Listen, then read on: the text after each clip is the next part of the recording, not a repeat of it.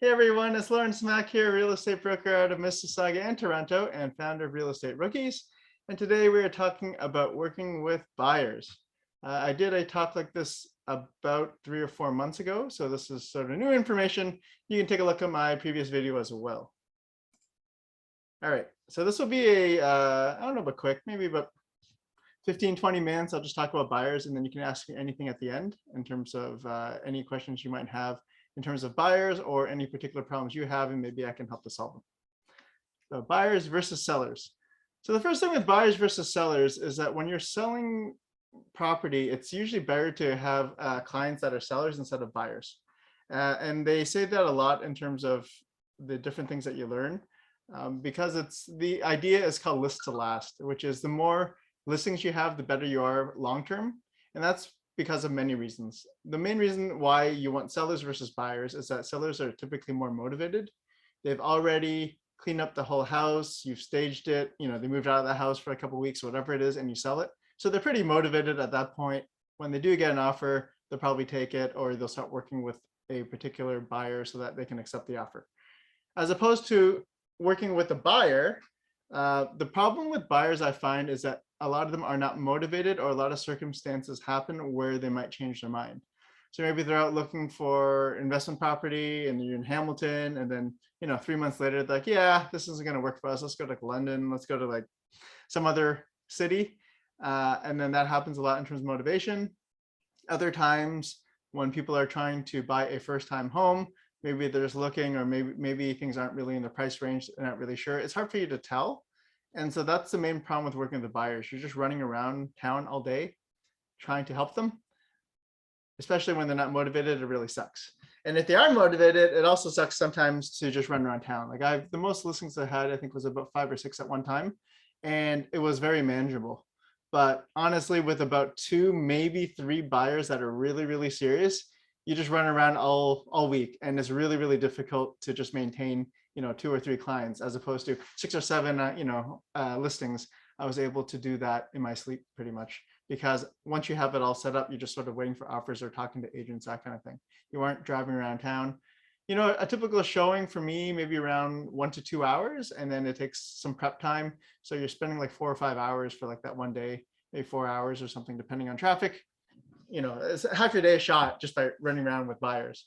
And so that's difficult.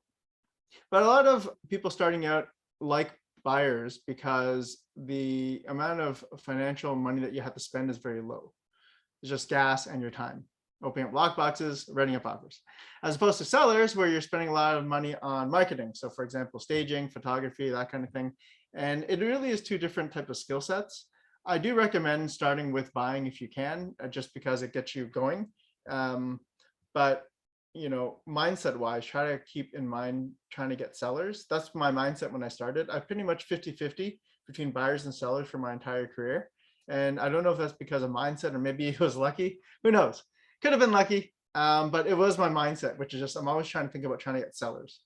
The advantage of getting sellers is that unless they're an investment type of thing where they're selling something, typically when they're upgrading and they're selling their house, you get a buy out of it. So you sell, and then you also help them buy, and that's 2 transactions.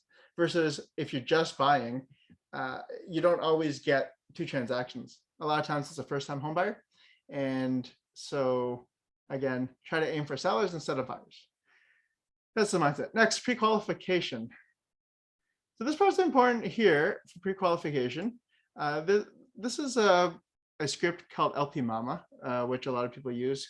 And LPMAMA stands for location, price, motivation, agent, mortgage, and appointment. So you're trying to get an idea about their motivation and how qualified they are to look for things. These are kind of qualifications you can use for anybody. For example, either cold lead or warm lead, but these are the type of questions you want to ask them so that you get a sense to see how much time you want to spend with them. So for example, location. So let's just say someone calls up and they want to go buy a place. And they say, hey, looking to buy a place, or maybe your friend calls up, hey, I want to buy a place. So the first question is location. Are you looking in Mississauga, Oakville? You're looking downtown? Are you looking like in Vaughan? Whereabouts are you looking for? And what type of thing are you looking for? 3 bedroom, 4 bedroom, that kind of thing. So the first one is location. The second is price. Obviously, you want the price range. Looking for $1 million, $2 million, $500,000. My first time buyer, I only have $400,000. So already, location, for example, you can start to pre-qualify by seeing whether or not they are your type of client. So if location, they're saying, hey, I'm looking for a place in Collingwood, or I'm looking for a place in Ottawa. And you're like, yeah, I only service like GTA. So I can't really help you with that.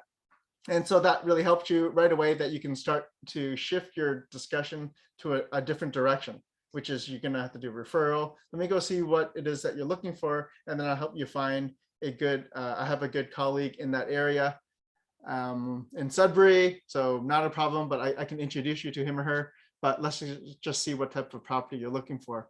And then after that, try to get an agent over there and then make the referral. So first one will be location. Second, again, is price.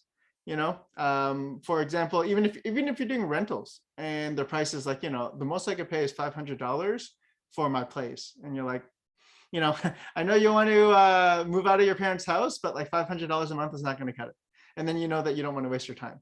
Or similarly, if they want to go buy a home, let's just say they want to buy a condo and they're like, my budget's only $300,000 and I need a place downtown core, very important. It's a must. I have to be downtown core for $300,000. And you're like, I can't find anything for that. You would say it in a nicer way, but it gives you an idea, both location here and price, to see if you should put them on a slow drip, or put them like a long drip, or keep calling them every week kind of thing. That gives you an idea about that particular buyer. There is motivation. You really want to see what the reason is why they're moving. The best one would be something like, we have a second baby on the way and our kid is starting kindergarten in September. And right now it's like March, and we really want to move and settle in before we start the school year. That to me sounds pretty motivated. Our condo is getting too small. Our two-bedroom condo is getting too small. The baby's going to be here in July, and we really want, our kid to be in the school in September. So sounds motivated to me. That's like, let's go after it. Other ones that are less motivated that you'll hear, investors, for instance. I do not like dealing with investors personally. I will deal with them, but in general, I find that they are not motivated, mostly because they don't really understand the market. So they just want, look, I want, a 50% cap rate. I want it to cash flow. I want this, I want that. I'm like, I need a new place, not no place. Like, okay, great. Like, you're not going to be able to find something like that. And even then you want to figure out if that particular investor is actually motivated to buy. You're like, hey, if I found you the perfect place for $400,000 and a condo downtown that cash flows, are you ready to put an offer tomorrow? And if you're like, well, I still have to talk to my bank manager or whatever it is, then it gives you an idea about their motivation. Similarly, when they're trying to upgrade their house, you'll hear that a lot. Just, if you find the right place, are you ready to move? Some are ready to move. Some are like, yeah, we still have to clean up. I'm not really sure, but we're really trying to just see what's out there. I think it's okay to show them what's out there. But again, you want to get a sense of their motivation, which is here, so that you can make a good decision about whether you want to move forward with them or not. Number 4 is agent for the LPMAMA, and that's important. It's very easy. Just say, hey, are you working with anybody? Or how are you seeing houses now? Are you just going to open houses? That kind of question. You really want to get a sense to see if they have it. A lot of, I wouldn't say a lot, but there are agents that sort of train their buyers to just go to open houses, go talk with the listing agent, and after they're done with that whole viewing process, then they will write an offer for them, and then you wouldn't get the commission for that.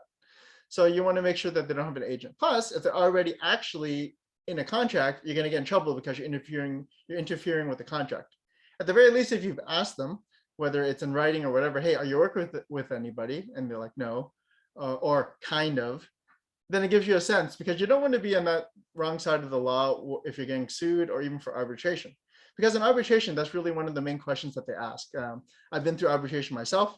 And so that's one of the things that they want to know is like, did the other agent who took over the contract, did they know that there was another agent involved? And if so, how did they assess that? And it's not just, hey, are you working with anyone? No? Okay, right? It's more like, it was very suspicious, right? Like if you start asking questions and they're like, hey, I've seen that house, I've seen the house, I've seen the house. And you're like, how are you seeing all these houses? Are you going in with another agent? Or like, I'm curious, how is it that you're seeing these houses? Because there's no open houses and it's COVID. And they're like, oh yeah, you know, I have a friend that's showing to me, but it's kind of busy, whatever those reasons are. So that's, you really want to get a sense to see if they're working with an agent. And again, if they're under contract. So if they are under contract, then that's another question you want to ask further into it, because you really don't want to do all the work and lose all your commission. That is the stupidest way of doing things, because you open it up yourself for liability to get sued if you did something wrong, and you get none of the benefit. So why would you do that? So make extra certain that they are not under contract, because you might get a fine and or you will lose your contract. So that would be done by further questions like that. You know, hey, how are you seeing places? Oh, we're kind of seeing places. Oh, how are you getting in the houses? And like, I kind of have a guy showing me, but you know, I'm not really that serious with them. You know, he's just showing me houses or something like that. And like, oh, have you signed anything with them? And then they say, well, not really. I mean, like, these are very suspicious questions, like not really kind of thing. Like it should be a yes or no. Let's see. Can you work with someone just asked me a question in the chat. Can you work with the client who bought with another agent to purchase in a different geographical area? Yes, you can. It depends on the BRA. So in the BRA, there's a section, page 2, I believe, or maybe, or page 1, I think, where you write down the geographical area. And I believe it's been proven in court or whatever that just putting in Ontario there doesn't work. So you have to put in like a specific geographical area and a geographical type.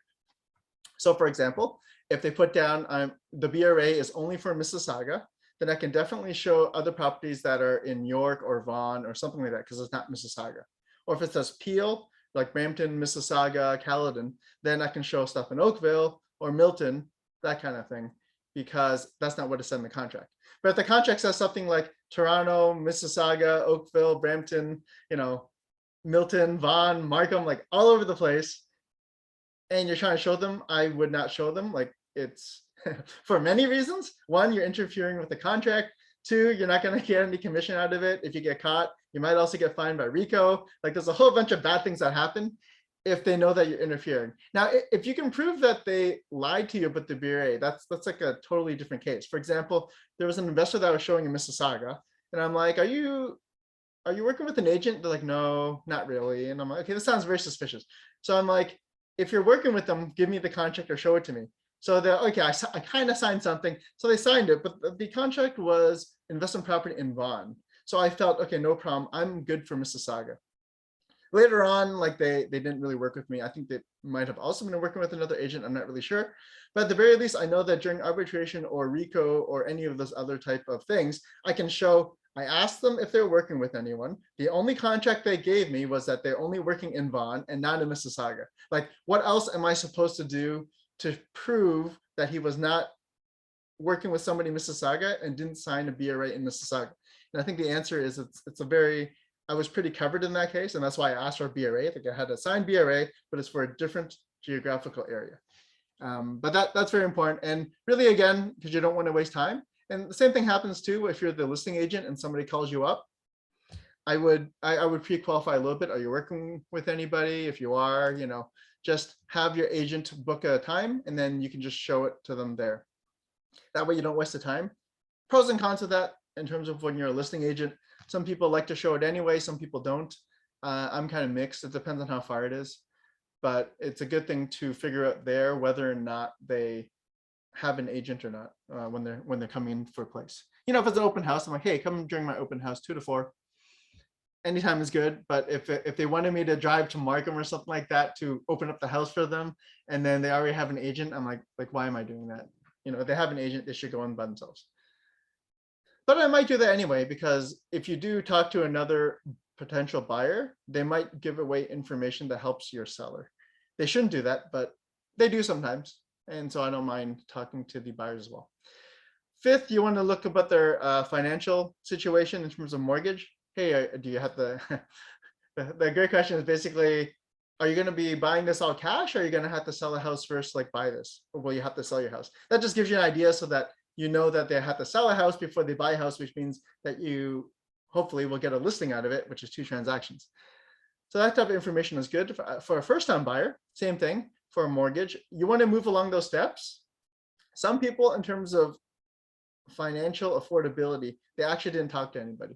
they just went online, did a couple of searches, did some mortgage calculations, figured that they're paying $2,000 a month rent, and maybe I could pay $2,000 a month for mortgage, and so like, okay, I could buy a house that's 500,000, and but it's not really the case, because what they need to do is they need to go talk to a mortgage agent, have them pre-qualified in terms of how much they could actually afford, and then work from there. So the line I like to typically use is how much it is that you could afford.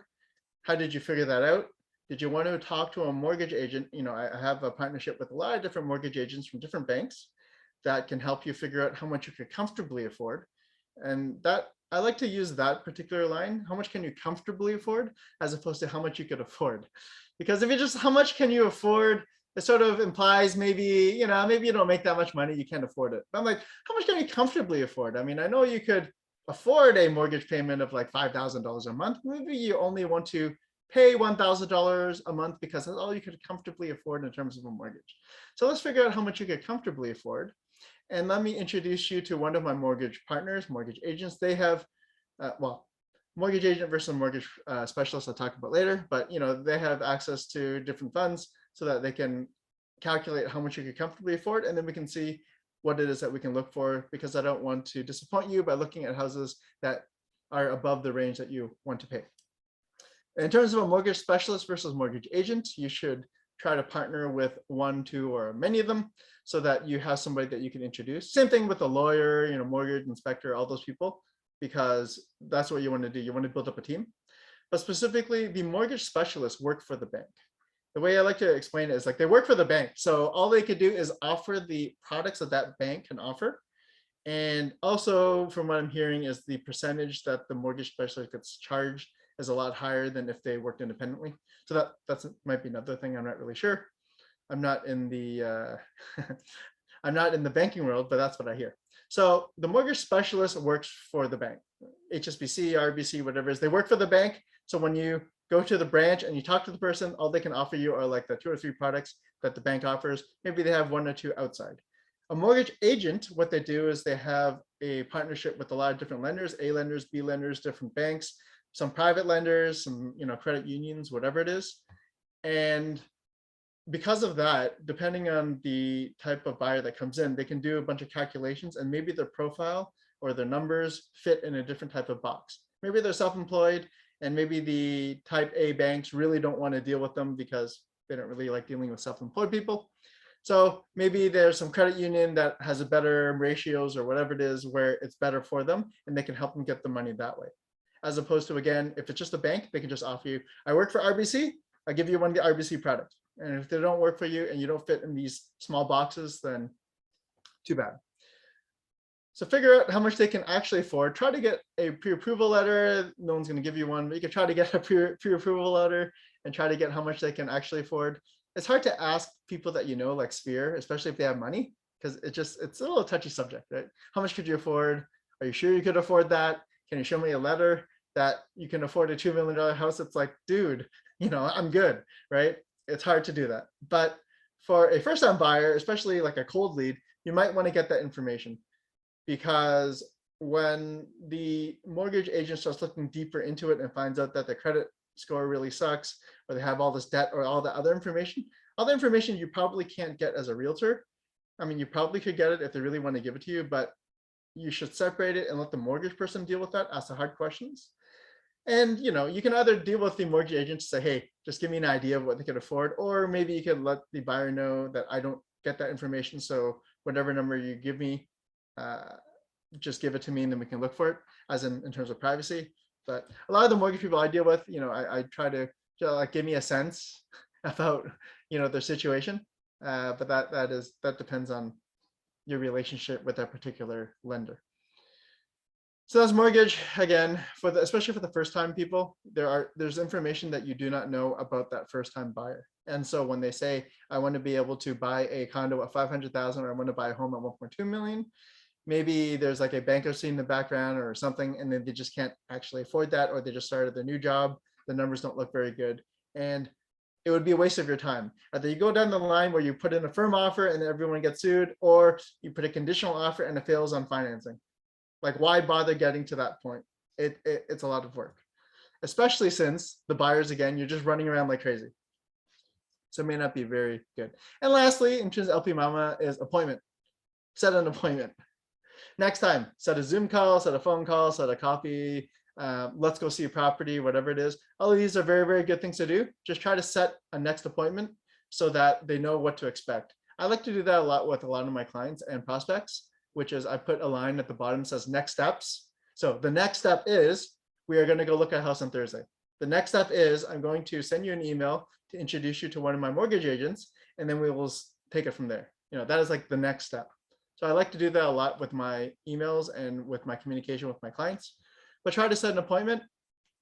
For myself, I really like to set a Zoom appointment if possible, or an in-person. I do feel that when people start seeing your face, start listening to your voice, and start to build rapport and a relationship that way, there's a higher chance they're going to work with you versus if they don't hear any of these, if they don't get your phone calls and it's just an email. I think it doesn't really separate you very much because they're going to get 5 other emails from different agents, and you want to establish that relationship so that they will work with you, especially if they haven't signed a BRA yet. That's what you want to do.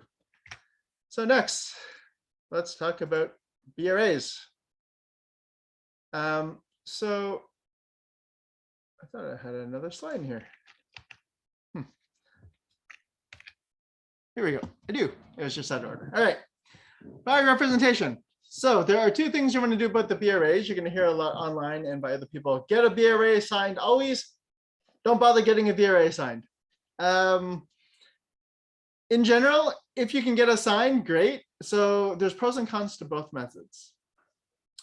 Let's talk about the bad thing. If you don't get a sign, they are under no real legal obligation to work with you or to give you any commission, that kind of stuff. There's some case studies about when they didn't sign a BRA and you still got money, but those are very, very difficult to go after, in my opinion. I'd rather just have it cut and dry with a piece of paper. So if you don't get assigned, the disadvantage is you do not get the commission. Maybe you're showing them houses for like 4 months, 20 months, whatever it is. And then eventually they say, hey, I went into an open house and then guess what? I bought it from the listing agent. Yay, good news. And you're like, wow, that sucked. So that would really suck if you don't get the BRA signed. Now, the advantage is if you do get assigned, some people feel that it's kind of aggressive. They don't really want to sign it. So if you try to get assigned, they're like, whoa, why are you trying to get me to sign this BRA? And they don't want to work with you. So that's a disadvantage. So the first one is if you don't get assigned, you're working for a long time for no money. If you do try to get assigned, it's very possible that they don't really want to work with you because you're too aggressive or whatever it is. In general, I heard this one from a good friend, Kevin Breitner, who said that when he tries to get assigned for BRA, he finds that the people that don't sign usually for 2 reasons. Either they don't want to buy or they don't want to buy with you. Those are the 2 reasons why they do not sign the BRA. Otherwise, most likely they will sign with you. I'm trying to think in my own mind what I do for some of the people where I try to get assigned. I would say about half the time I get assigned. Even on the first time when I go out, I usually don't get assigned for there. I usually try to get it to go out with them so they can see my face, and then maybe I'll try to get assigned afterwards. It's hard to get assigned after the 2nd or 3rd showing because it's just kind of strange. You show properties for like 4 or 5 weeks and then you're like, hey, can you sign a BRA? You're like, no, like, I don't know. It's kind of weird. The last one I can think of that I tried to get assigned and he said, no, I like to do it on a handshake, blah, blah, blah. He's ghosted me for the past 2 months. I'm pretty sure he's bought already and not with me. I've shown him houses on and off for the past year, pros and cons. And it's difficult too with the BRA because even if I sign a BRA for 3 or 6 months for that particular guy, like there's 2 or 3 people that I've been dealing with for 1 or 2 years, literally during, I think pre-COVID and then throughout the time. Even if I forced them or got them to sign a BRA for like 3 months, 6 months, like what does it matter? Yeah, I got a BRA signed. We look for houses. They weren't really motivated. And now the BRA is gone. Like that doesn't really help. So whether you want to try to force the issue or not is up to you. There's a client that I'm dealing with for the past 2 years, but every time before we would go out, I do sign another 3-month BRA. They still haven't bought. It's been 2 years. We've signed a BRA like 4 times or something like that. And they're okay with it. Yeah, no problem. We'll just sign and see. So now the question is, are they actually motivated to buy or not? Who knows?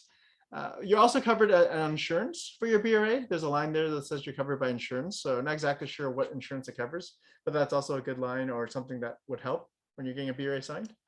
But ultimately, this is up to you. Some people will never show anything unless a BRA is signed. You might lose some clients there, but maybe you're happy with it because you're not going to get scooped or something else, as in someone's not going to come in and take your contract. I will let you know in terms of arbitration, having a BRA here helps immensely, as in if you have a BRA signed and you bring somebody out and somebody else signs a contract with them, you can bring the BRA and then try to get the money from arbitration. It takes a little longer because you have to prove that the other person knew that there was a BRA involved, but it definitely helps. But if you don't have a BRA, you can try to sue them otherwise, but it's not that easy because you don't have the paperwork to back it up. And especially during arbitration or even if you're trying to sue them, the judge may not really understand how everything works, or even the panelists on the arbitration board may not really understand how it works. So if you don't have a physical BRA, they're like, well, I don't know. You showed them, it was implied agency, whatever that means. Very difficult for you to win that case if you do not have the paperwork signed. So get the paperwork signed. All right, it's BRA. You're going to go back to keep in touch systems. So when you're trying to keep in touch with people, you need a system or a few systems to keep in touch with your buyers. The two I can think of is, one, you need a method to give them listings, whether you're doing it through Stratus or Matrix or Realm or whatever you're using, some method to give them listings, or I use Agent Locator or some other ones that give them listings. And also KV Core with EXP. I also use Realm. I actually use a lot of different platforms. I mean, again, I mentioned before, I have 4 different CRMs, like 2 or 3 of them can send listings. So I like to send them in different ways. It depends on what it is, because again, if they unsubscribe from one of them, I still have them in my database, or I'm sending them multiple listings. So giving some listings in some way is helpful. The automated way is a lot better in terms of my work. I don't have to keep looking through all of the different listings every day and then sending them things. That might be better for the people who don't really want to be bothered that much. And occasionally you send them something once a week, once a month, and say, hey, have you looked at these properties? But otherwise, an automatic listing is what a lot of people like. The second thing is you need to keep in touch system of a method to communicate with them, and not just listing. If all you did was set a listing program like Matrix and sent them stuff every week and just left it, and 4 months later they bought with somebody else, and you're like, what the heck? It's like, they weren't really your client. And I know a lot of people complain about that. It's like, hey, what did you do? How did somebody steal your client? And you're like, well, I set them up on a drip and then they bought something. And you're like, well, that's not really your client. You're not really doing anything with them. So the other way would be keep in touch with someone. When we're talking about phone calls, you're talking about drop-bys, drop-by gifts or whatever, or you're talking about text message, DMs, Facebooks, whatever it is. All those kind of things are ways that you communicate with your prospect or your client, and all of them are important. But if you don't have a system for that, it is very difficult for you to remember who to keep track of. A few ways that I've done in the past, and I still do it. I mean, I have different systems for that. You either put like a reminder in your calendar, maybe once a quarter, hey, follow up with John and Becky and see if they're still interested in buying a house, that kind of thing. You put it in your calendar. Your CRM might do it automatically so that you can set up on maybe once a month. It just emails you and lets you know and reminds you that you have to go talk to them. The other method that I've used is a hot sheet. So some people suggest a hot sheet, which is like an Excel sheet or any other kind of sheet like that. You list down your top 20, no more than 20, top 20 hit list of the people that you're working with in terms of prospects, buyers, and sellers, so that you know when the last time you communicated with them, where they are in the process, and how to get back to them. Other type of keep in touch systems, especially with new online leads, they have some type of things like 10 days of pain, that kind of stuff, where it's like you need to communicate with them every single day for 10 days. It's like 10 days of pain, and then you sort of put them on a drip. You basically you keep communicating with them until they buy or they tell you to screw off. I don't know if that's my thing. I mean, that's why I don't really like online ads, online leads. It's not really my personality type, but for some it works for them. And that's just continuously follow up. And you also have to realize that whatever people say in terms of how long it'll take them to do, cut it in half. That's a rule of thumb people say. So when people are like, hey, I want to maybe move in about a year, in your mind, think about, hey, they're going to move in 6 months, which means, okay, I'm going to have to communicate with them, in 3 months, and maybe every month, and up to like 3 weeks or whatever, up to the 3-month mark, maybe I'm going to start communicating with them every week, because I think around this time is when they're going to buy. Because mentally, that's just usually what it is. People put it way out in the future, unless there's an immediate need. Like my landlord just evicted me. I had to move out in 2 months. Okay, that's pretty motivated in terms of when you have to go. But for other people who are just upgrading, or yeah, a month-to-month lease, I can move anytime. I'm just looking for a first-time home. I've been looking for the last 7 months. I'm still looking. Like, okay, fine. So, but I think I'm ready to pull the trigger in a year, because that's when my university is done or something like that. And then that's when you think, okay, maybe a year out is when they think they're going to move. So follow up like 6 months later, 3 months later, that kind of thing. So the keep in touch system, again, you could do a hot sheet, which is an Excel kind of thing, a hit list, or you do your CRM to remind you, or you put it in your calendar. So a lot of people have different systems. Some people have a filing folder system where they just keep rotating through the different people, or you make notes, a lot of different ways. Some people I've heard, well, this is when I was studying at AREA, the agent or the teacher there, they basically had a binder, and every week, they would just go through the binder, and after a 3-month period, they'd be done the binder, and then they go through the beginning, and they just call everybody, just work their way through their binder. So whatever system works for you, but the idea is you need some kind of system. You need some method to remind them. Otherwise, the method you have is the no system method, which is, you're sleeping, it's 2 a.m, and then, oh, I wonder how Jill is doing. I should probably follow up with her. Okay, I guess I'll send her an email now. Or I will remind myself to send her an email tomorrow. And then you're at lunch the next day, like, oh, I wonder what happened to Jack. He was about to sell his house. I wonder what happened there. I should go call him. That's not a way to build a long-term career. That's just working ad hoc, and that's not a great way. And lastly, let's just talk about multiple offers. So it's a little bit different now in terms of multiple offers, but previously my advice for multiple offers was that in general, a lot of the agents were looking for, a lot of the sellers are just looking for the highest money. And so the tip that I was going to give here was that when the buyer is asking you other questions that's not related to money, you can sort of agree with them, say, yeah, that could help. But you don't want to give them the unrealistic expectation that writing a love note, giving a little bit higher deposit, and telling them how lovely their pool was is going to get them the house. Maybe it works, maybe it doesn't. At the end of the, it hasn't really worked for the majority of the time for all the listings that I've done. People just do all these really silly, cute things. And I'm like, look, just bring the most money, okay? I mean, I understand it's expensive, but that is what usually wins it. That was at the time with the multiple offers. Now it's slightly different in this environment. It's slightly, I wouldn't say buyer's market, but it has favored the buyer significantly. Now is the time to get your buyers off the fence and say, look, if you're actually serious, now's the time to buy. You have a lot more conditions out there. There's a lot less competition. On the A+ properties, on the A properties, the really nice properties, there's always going to be competition. You're going to get your 10 offers, it's going to go for high price. But now the lesser loved properties, the B properties, the C grade properties, the not great properties, those are just sitting on the fence. Those are not getting any showings. Those are not getting any offers. Those are the ones that you should try to help buy. It really helps if the buyers care. A lot of them, again, they may not be motivated, especially, again, going back to the investors. There's a lot of investors that no matter what I showed them, it's never good enough for them.